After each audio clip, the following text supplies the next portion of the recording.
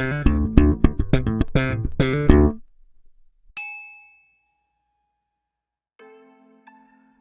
and yes indeed, welcome to another whiskey review with me, the Whiskey Novice. Thank you for joining me for review number 182.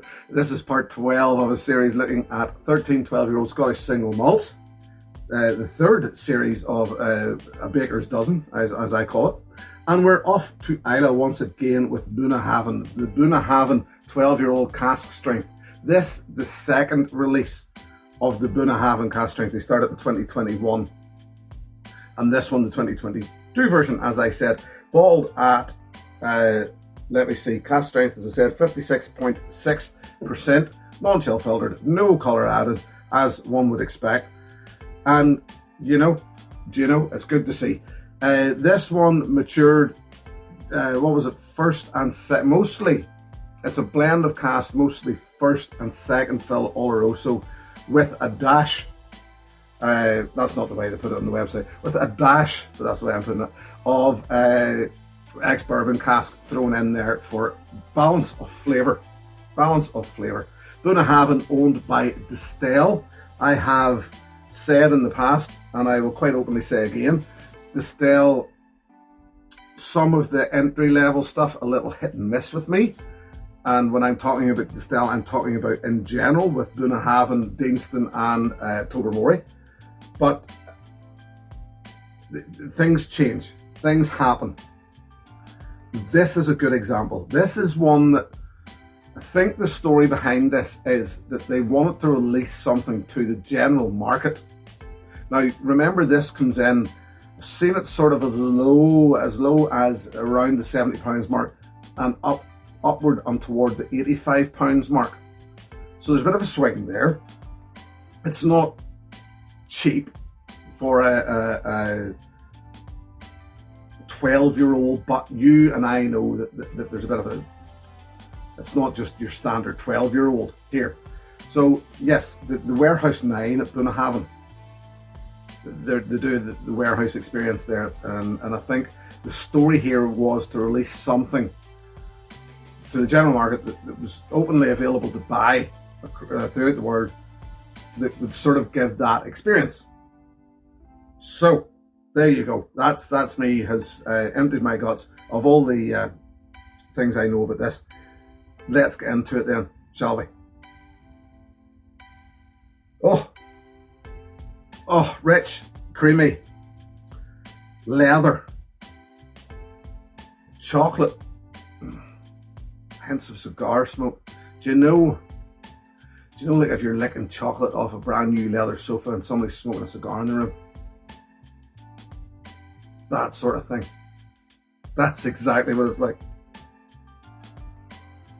It's slightly resinous, even a little winey. Fruitcake notes? Yes. Hell yes. Figs, prunes, sweet mince pies, and there's even some lovely herbal notes of, I want to say, sage and or thyme. It's lovely. It is lovely. When I opened this bottle, neck pours, as most of us probably know already, neck pours tend to be a little tight. They don't give away much about the whiskey. When I poured my first glass of this, wow, it just blew me away immediately. That's the sort of whiskey this is. Let's get into the palate.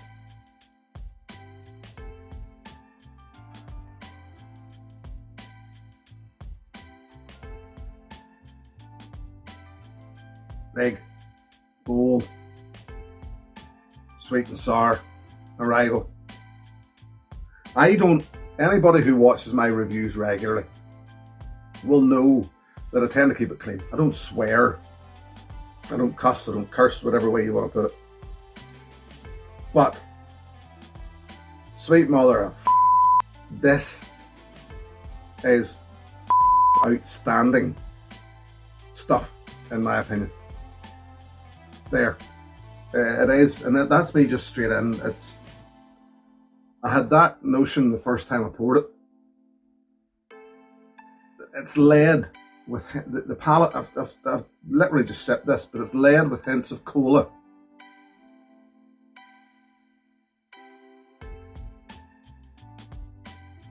And the palate's just huge. Those figgy notes, the prune notes, the winey notes, even hints of the herbal notes are still there.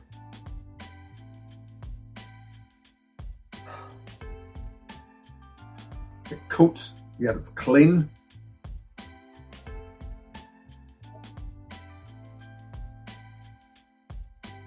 It's spherical, yet slightly pointy in places. And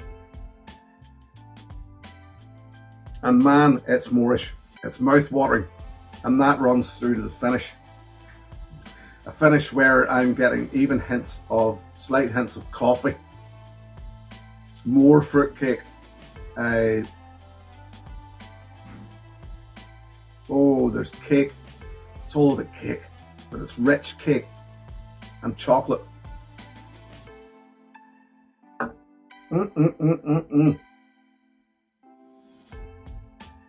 Lovely. It is lovely. I didn't add an awful lot of water there. I'm just going to add 3 little drops. The thing about it was, when I was doing my tasting notes, I added a little water, and it does change it, and I'll tell you that in a moment. But it didn't really change it enough for me to justify adding a whole lot of water to it, or personally even adding water to it. I've added it to it here just to give you thoughts on it, but I don't think going forward I would add any more water to this. I can tell you now, I will replace it. It'll be interesting to see how next year's comes about, how it fares.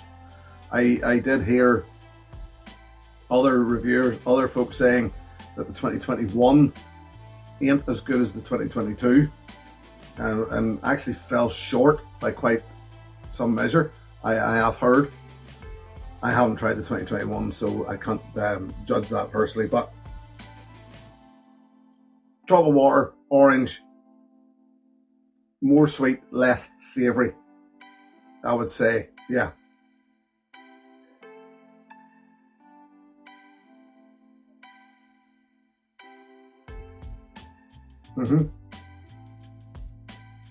Like the nose, that little drop of water brings a slightly stronger orange flavour in there.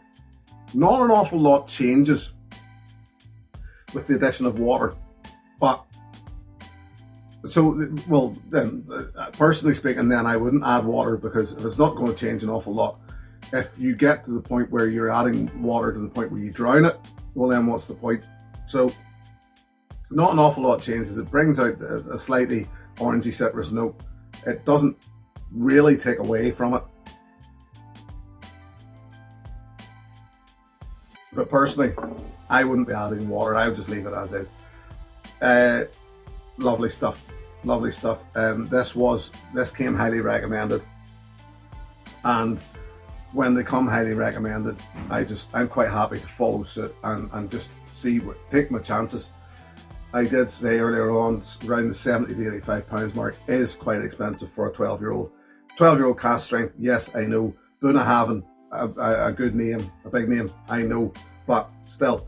Now, I mentioned at the start of this review about the stale, Bunnahabhain, Deanston, Tobermory. Their entry-level stuff can be ropey enough, in my opinion. It's all right. It's just all right.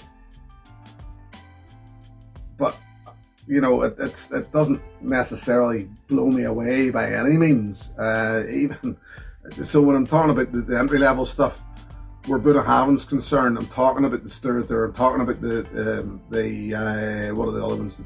Even the Moyne doesn't really do it for me. I know that other people enjoy the Moyne, but it's the non-age statement stuff.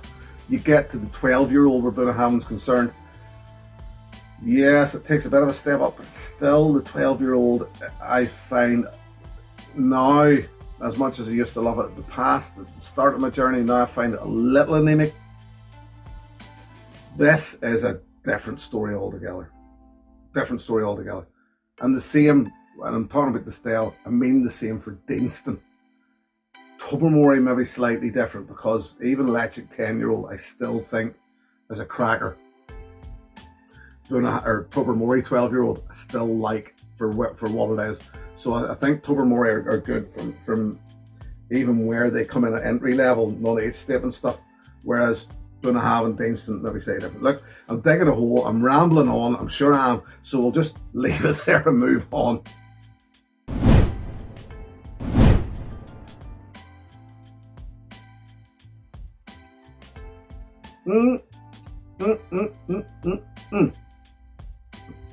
Before I left you, finish the one that I did forget about. Hints of licorice and blackcurrant bud. Very much so. Hangs around in there for a long time, and there are a couple of notes that I love on a finish, especially blackcurrant bud. I noticed it in some weirdly older Bushmills, etc. Love it. So what am I going to suggest to you as an alternative? I'm not steering too far away. I'm not, because I just didn't know what to do to replace it, or to suggest to you. And I don't, but I do know what to do. Don't leave Bunnahabhain. This is the Fish Eel release from 2021, would you believe? The Moyen Bordeaux. Was it 2021, 2022 perhaps? Maybe the 2022 one. Anyway, you know, the thing is, there was only 5,166 bottles of this, according to what it says in the label. And I know it's Moyen Bordeaux, so it's peated. So, you know, they're two different drams, really. But the reason I'm steering you in this direction, the reason I'm saying stick with Bunnahabhain, feel around in Bunnahabhain. This is still available. I sort of thought this through and thought, well, you know, that I don't like offering up options to you that are alternatives to you that aren't available anymore. But this is actually, you can still get this on their website. I think you can still get it Whiskey Exchange and maybe even Master of Malt. So these are still about. But why I'm suggesting this is, as I said, feel about in Bunnahabhain. If you've had the 12-year-old Cask Strength, and maybe the 12-year-old, and maybe some of the non-age statement ones, but you haven't had many other Bunnahabhains, this is what I meant about what they're doing. I'm actually glad to see this, because I think they've done it right. If this is them, if Bunnahabhain 12-year-old Cask Strength is them saying, we want to give you something that's readily available, to give you a feel for that Warehouse 9 experience, and something that's a bit harder to get, the Bunnahabhains that are harder to get. Well, technically, this Moyen Bordeaux that I'm putting out there for you was one of them. That's that experience. It's Bunnahabhain. To me, there's a line drawn through Bunnahabhain. They're a prime example of it. That there's the stuff at this price level, up to about here, up until about Bunnahabhain 12-year-old Cask Strength, up until about, this was £85. This is still £85, this Fish Eel release. When you get to here, this stuff just skyrockets. It goes from good to massive to fabulous whiskey. You know, I know there's those out there who'll say, you know, well, Bunnahabhain 12-year-old is great whiskey. This is great whiskey. This just becomes a totally different ball game. So I'm going to suggest to you, if you like Bunnahabhain 12-year-old Cask Strength, feel around, look to see what's out there. Look to the independent bottler. There are an awful lot of independent bottlers picking up Bunnahabhains, and they're doing good jobs with them. Once again, you don't have to go there. You can still look around within Bunnahabhain themselves. So that's what I'm suggesting to you. You know, Bunnahabhain are a feeling all their own. I'm convinced of it. That's why I didn't even try to look outside Bunnahabhain whenever it came to offering up an alternative to you, because there's an oiliness, a weird funkiness about Bunnahabhain spirit and the way they mature it that to me is just unique, and I love it.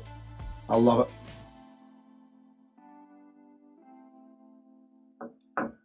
But I love it most when it's done like this. I love it most when it's done like this. I'm convinced that if you go here, if you buy a bottle of this, I don't think you'll ever look back to the standard Bunnahabhain 12. I'm not. I have a bit of a bottle of Bunnahabhain 12 in my cabinet somewhere. It would fall quite short of the mark. Now, I'm convinced of it as compared to this. There, I don't think I could say much more about it. Bunnahabhain 12-year-old Cask Strength gets a thumbs up from me.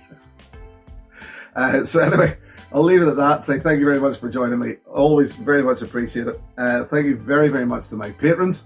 Should you wish to join that group, the details are in the video description below, and I will leave a little video up here just telling you a little more about my patronage. Till the next time, look after yourselves, my friends. Here's your good health. Cheers. Hey, thanks for watching my video. Please click and subscribe to be notified of further content.